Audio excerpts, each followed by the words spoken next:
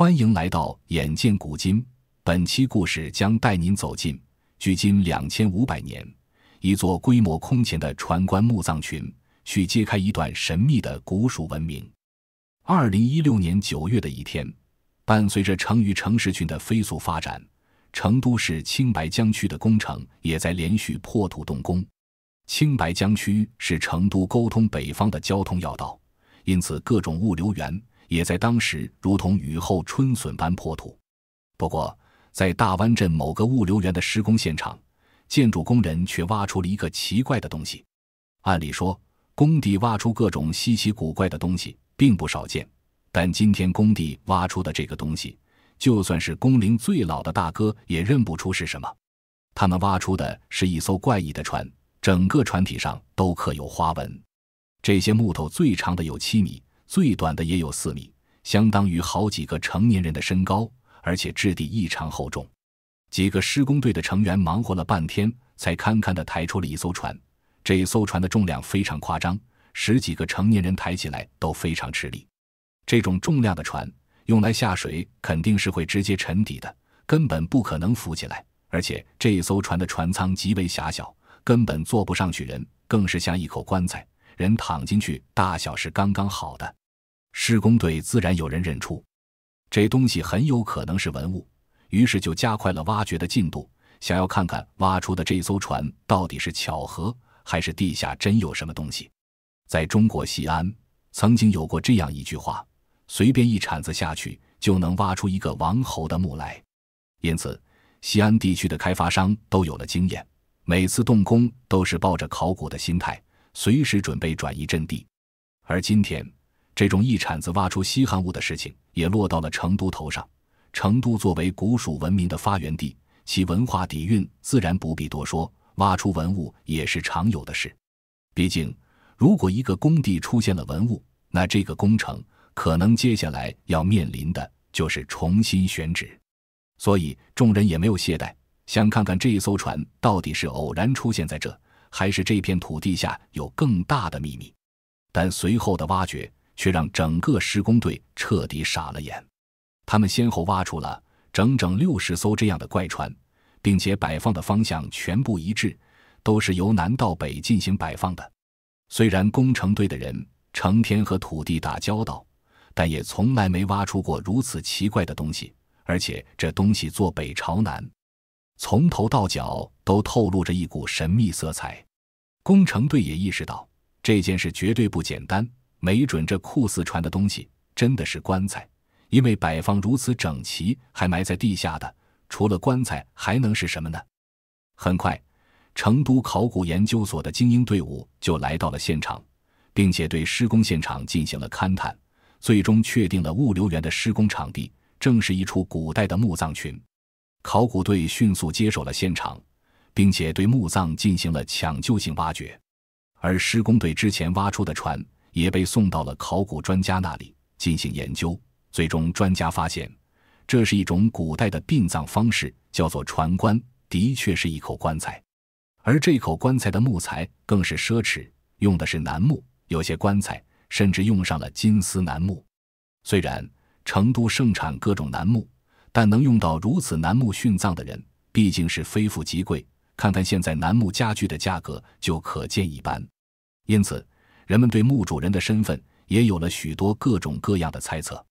有人说这座墓肯定是古蜀王室的墓葬，也有人说这是蜀国的一个超级大家族。那么考古队在现场还发现了什么有意思的事呢？经过挖掘之后，考古队在工地上共发现了188座墓葬，并且全部都是整齐划一的南北朝向，从天空看非常壮观。这是一座超级墓葬群，占地面积有2个足球场那么大，这也是迄今为止考古人员发现的中国规模最大的船棺墓葬群。而根据墓中的船棺以及其他文物，考古人员断定，这正是和之前成都新都马家大墓一样的古蜀文明墓地。最关键的是，随着发掘的进行，考古队竟然发现这座船棺墓葬群中最大的一座主墓室埋葬的竟然是一位女主人。当天考古人员正在检查各个墓葬坑，却突然发现了 M154 墓葬坑的长和宽，明显要比其他的墓葬都大。专家挖掘到 M154 后非常激动，所有人的眼睛都盯着这口超级船棺，期待能从其中发现一些不一样的东西。这座 M154 墓坑长 8.1 米，宽 1.9 米。考古队员经过挖掘后，发现了一艘长 6.4 米、宽 1.1 米的超级船棺，其中埋葬的正是女船棺王。整个船棺由巨大的楠木掏空而制成，给人的压迫感非常强，而且楠木周围还非常均匀地涂抹了一层密封的青膏泥。但在考古队员小心翼翼打开154号船棺的时候，所有人都傻眼了，他们没看到任何文物，也没看到什么金银珠宝，整个船棺中充满了黑色的泥土，并且没有任何的随葬品。难道这是一座空棺，或者是遭到过盗掘？在经过了多天的发掘之后，考古队员终于清空了泥土，最终在船棺底找到了一具女性骸骨。因为青白江地区坐落在地震带上，因此考古专家推断，船棺应该是在地震中被震开，因此进入了大量的泥土。随后，正当考古人员准备把船棺送往文物中心进行研究时，考古人员却发现了一个大惊喜。就在吊起整个船棺之后，船棺地下竟然还有一个土坑，长1米，宽 0.55 米，同样是用楠木合围，而墓主人的陪葬品全部都埋在坑中。这是一种叫做腰坑的殉葬方式，流行于夏商西周和春秋时期，战国时期才被逐渐废除。这些文物由于被埋在腰坑中，而且因为船棺在上方遮挡，文物上并没有泥土覆盖，并且棺下潮湿，因此保存状态非常好。考古队员迅速展开了清理，伴随着考古人员拿出坑底的文物，众人也终于发现这是一座青铜鼎。随后，众人在腰坑中发现了大量的青铜器，其中青铜否上的麻绳甚至都是完好无损的，否中还有大量液体，也被紧急送往文物中心保护。随后，专家就开始研究起了船棺中的这具女性骸骨。在完全是男权社会的中国古代，一座超级大墓的主人却是女性，这意味着此人的身份非富即贵，不是公主就是王妃，甚至是其他更加尊贵的身份。而且女性的身材普遍要比男性更加瘦弱，在如此大的船棺之中形成了非常强烈的反差感。考古人员一开始还认为这可能是某个诸侯王的墓葬，但根据盆骨和牙齿等特征鉴定，却发现墓主人是女性。根据牙齿的磨损程度，考古人员初步判断主墓室的女性年龄在25至30岁之间，通过测量腿骨的长度推测墓主人的身高在1.6米左右。因此大家对墓主人的身份更加好奇，但想要探究墓主人的身份，首先需要对墓葬所属年代进行研究。经过挖掘，主墓室的器皿中发现了一些稻种、瓜子、桃核。通过碳14断代法，专家也确定了墓葬的年限，种子距今大概2500年，再加上青铜器的佐证，专家判断该处墓葬属于春秋战国时期的古蜀文明。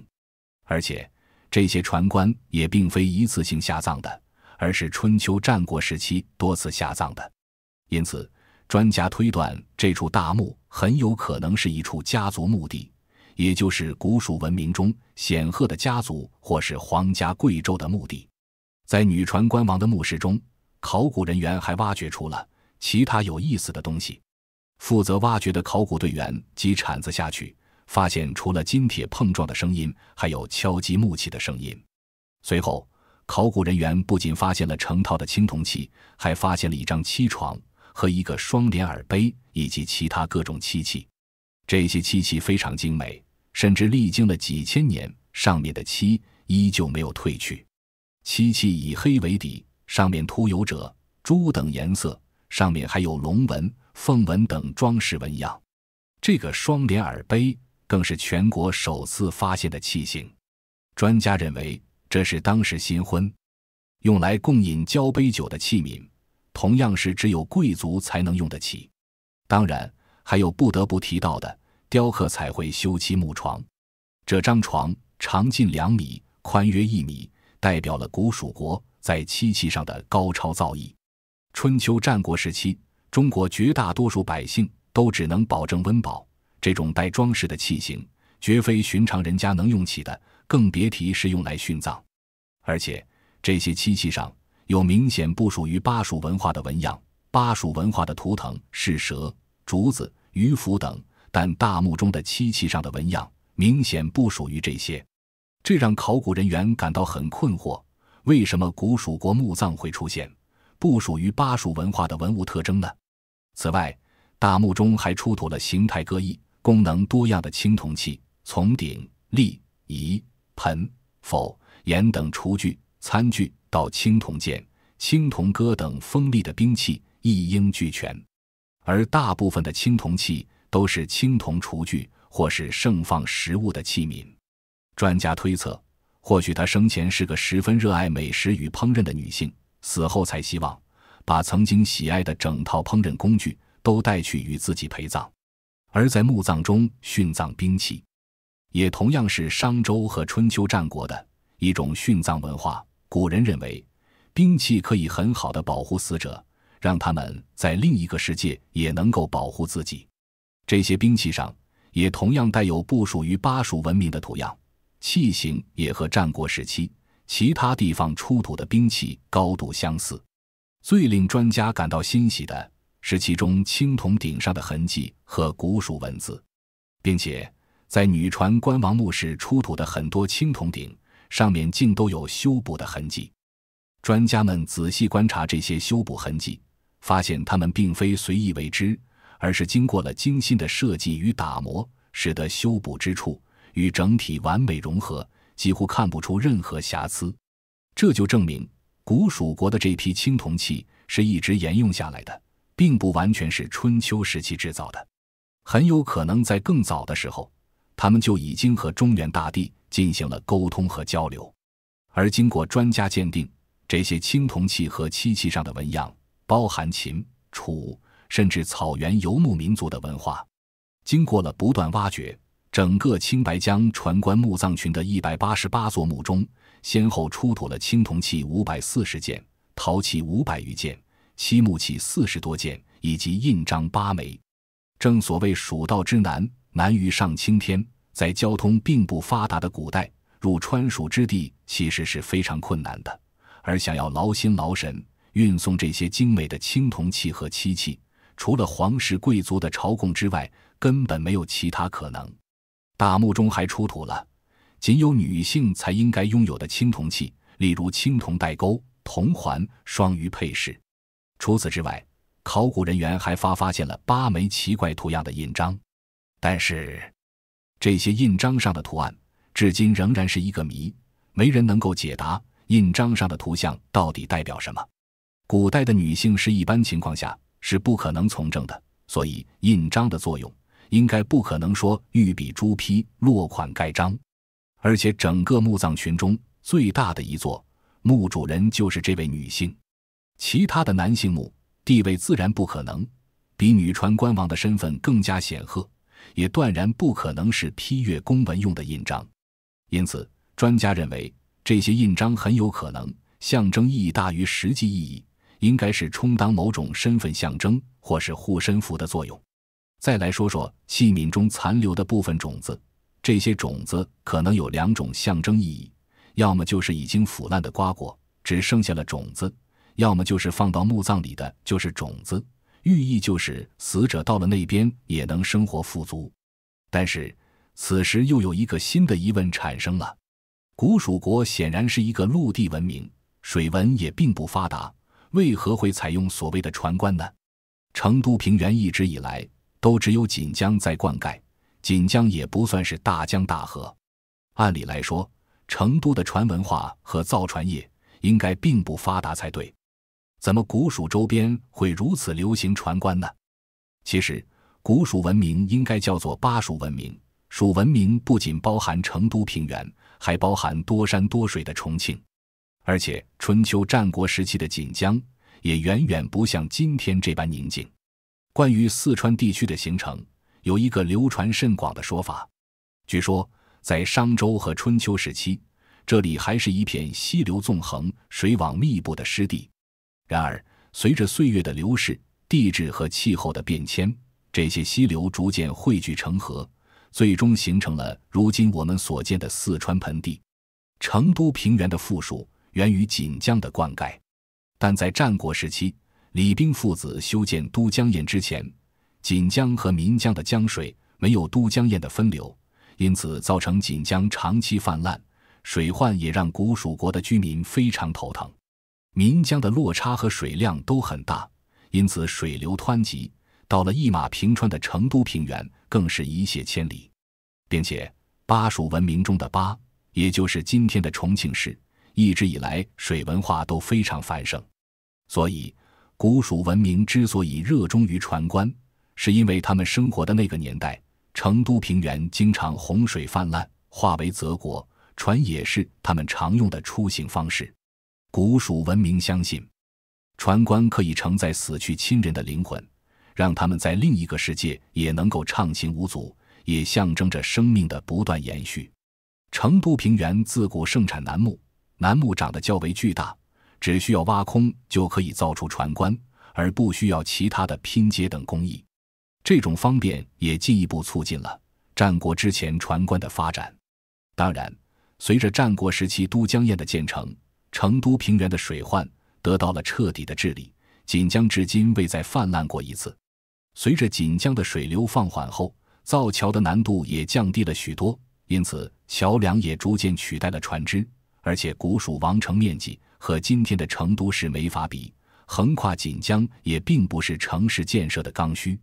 后来成都平原附近的船只用途越来越小，最终被渐渐淘汰。所以船棺这种殡葬习俗也因为都江堰的落成和时代的发展而被逐渐改变。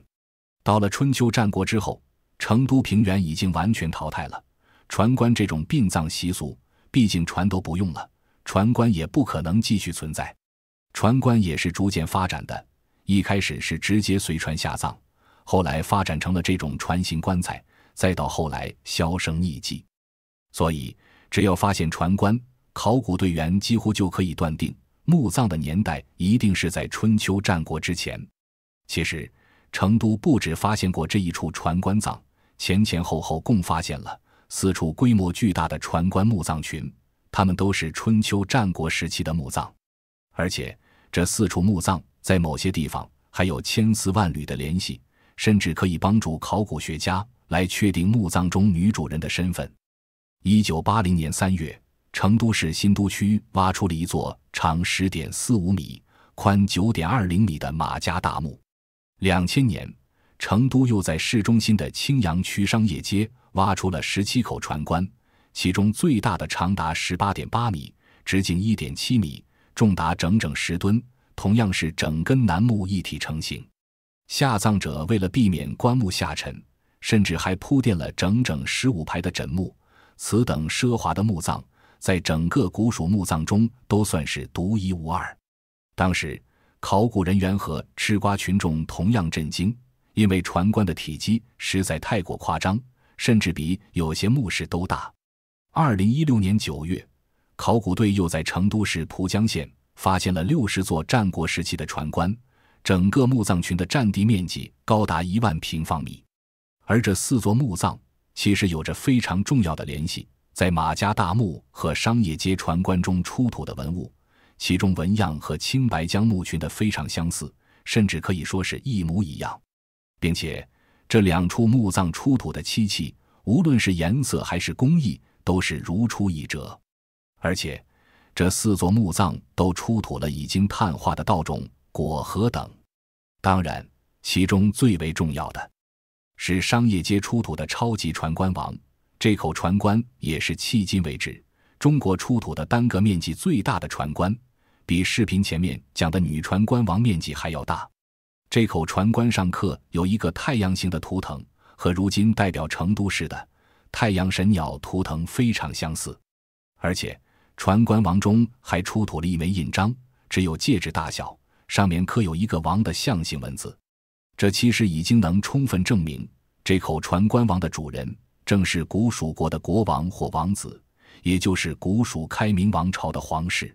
除此之外，传官王的周围还有3口大型传官，但并没有传官王规模这么夸张。专家推测，其他传官中可能是开明王朝的其他皇室成员。但是传官王中的遗骸是一名少年，只有20至35岁，很有可能是已经夭折的王子，并且除了4个主传官之外，周围其他的传官都在4米左右，遗体年龄最大也只有20岁，而且下葬姿势诡异，绝非正常死亡，而是活人殉葬。前面也曾经说到，传官王中出土的殉葬品和青白江墓群的女主人墓中出土的殉葬品几乎一模一样，无论是纹样还是漆工都如出一辙。至此，印章的作用也就明了了。印章在古蜀文明中就是一种身份的象征，只有身份显赫的人才能佩戴。我们已经解密了象形文字的王，但无法解读青白江墓群中女主人印章上的图像。但我们通过4座墓葬出土的文物，完全可以得出结论，那就是青白江 M154 的女主人很有可能也是古蜀皇室的成员。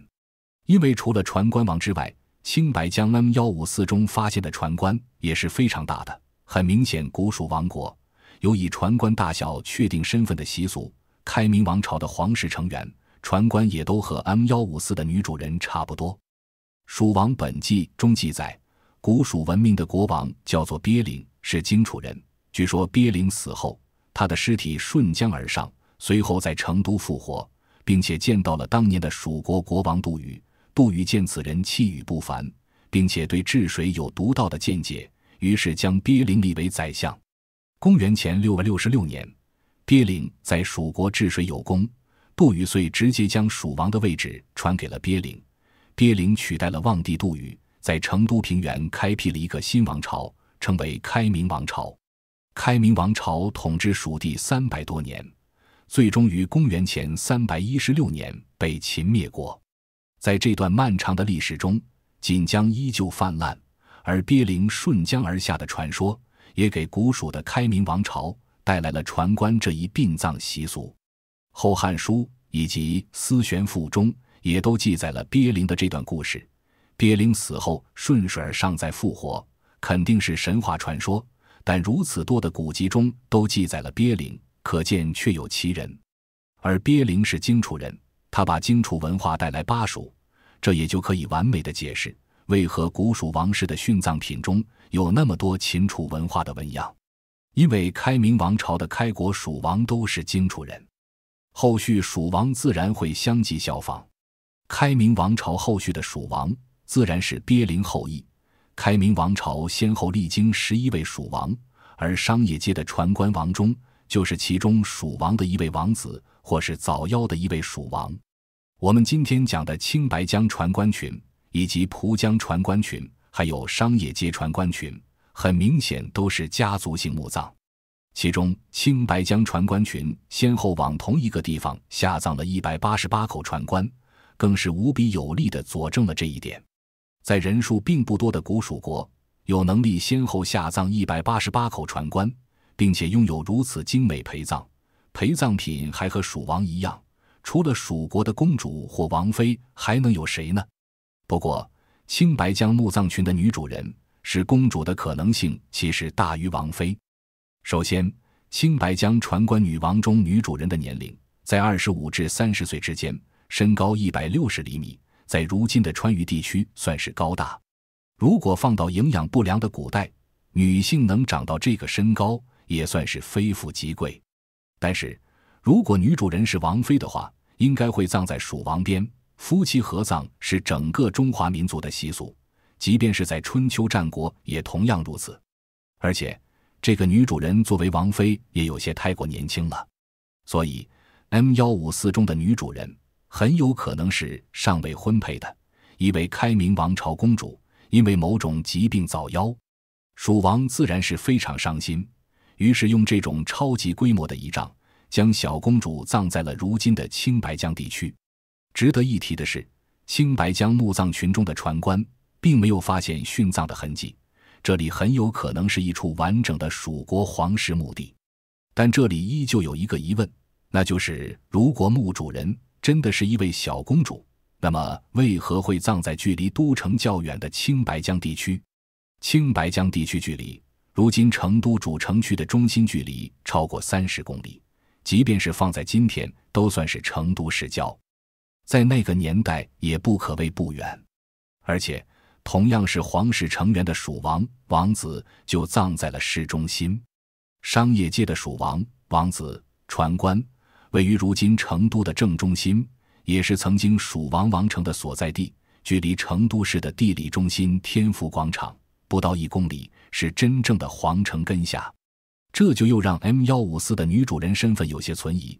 而且如果 M154 的身份真的是公主，那么墓中也应该带有王字的印章。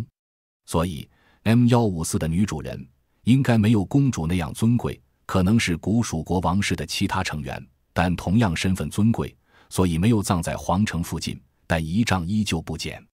青白江的船官群共发现了8枚印章，如果说印章是身份象征的话，那这里就埋葬了8名身份显赫的皇室成员。这些成员肯定是不如王子那么尊贵，看船官的大小也能看出，但他们应该也是皇室的直系血脉。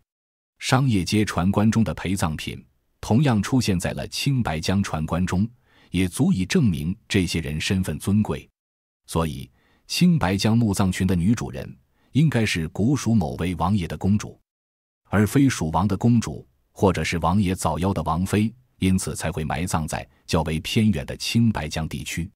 当然我们如今对古蜀国文字的辨认还十分有限，其实 M154 中的随葬品已经完全可以证明墓主的身份，只不过我们现在还没能力解读。无论是青铜器上的铭文还是印章上的图像，其实都会直接或间接地表明墓主的身份。但不管怎么说，青白江墓葬群绝对是一座古蜀王室的家族墓葬，除了王室也不可能有其他人有能力造出如此规模的墓葬。当时的交通并不发达，想把数吨重的金丝楠木掏空后再运输下葬，需要消耗极大的人力物力，寻常百姓是不可能用得起的。毕竟在物力人力匮乏的古代，有几个人能跑到山上砍下一棵楠木，随后扛着数吨重的楠木走几十里地，再挖一个几米深的大坑下葬家人呢？一般人去世了，也就只是裹个草席子埋了，就算是有归宿了。因此船官在古蜀文明中其实一定程度也象征着皇室和贵族，要么就是征战的英雄，或者是声望极高的智者。但是在父权时代和父系社会，一名20多岁的女性显然不可能是战争英雄，更不可能是什么智者，唯一的可能就是这名女性有着显赫的贵族身份。此外，无论是青白江船官群，还是商业街船官，亦或者是马家大墓，其中都透露着明显的楚文化。这也说明了古蜀国高层和中原文化的交流，以及对中原文化的向往。青白江船官群让我们见证了灿烂的古蜀文明，也发掘出了一段尘封千年的历史。古蜀的墓葬文化变迁，同样也证明了蜀国文化的发展历程。从鳖灵漂流而来，带来船葬的习俗，再到李冰父子治水成功带走船葬，最后又到蜀地文化和中原一统一，这段珍贵的历史其实也全都在文物上有所体现。文物是文化的载体，而墓葬则是如今我们发现文物的主要方式。因此研究墓葬、破解墓葬是我们研究古文化最好的一种方式。等到我们再发现类似的墓地，我们也许就能破解图章上的图像，或者是对古蜀文字进一步的了解。以上就是本期故事的全部内容。对视频内容有疑问的观众，可以在评论区留下您的看法。如果您喜欢本期视频，别忘了点个关注，点个赞。眼见古今，与您下期再会。